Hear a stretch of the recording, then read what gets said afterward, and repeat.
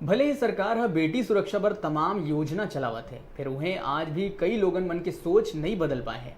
आज कई जन पुत्र मोहमा नहीं छोड़ पाते।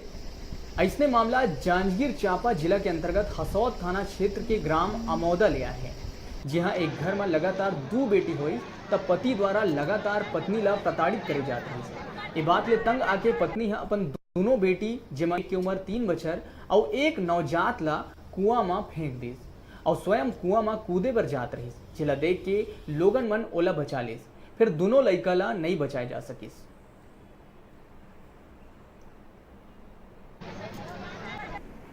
थाना हसौद में अपराध पंजीबद्ध हुआ है मर्ग जांच पर से महिला के ऊपर धारा 302 ताजीरात हिंद, जिसके द्वारा अपने पति से प्रताड़ित होकर दोनों बच्चों को कुआं में डाल दी और स्वयं भी कूदने की तैयारी में थी कि ग्रामीणों द्वारा बचाकर हॉस्पिटल ले जाया गया।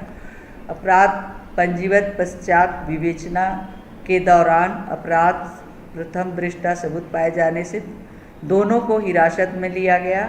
महिला को धारा 302 ताजीरात हिंद के तहत और पुरुष को उसको लड़की होने का ताना देने के लिए, मानसिक रूप से प्रताड़ित करने के लिए धारा 498 के तहत गिरफ्तार कर जुडिशियल रिमांड लिया गया है। विवेचना जारी है।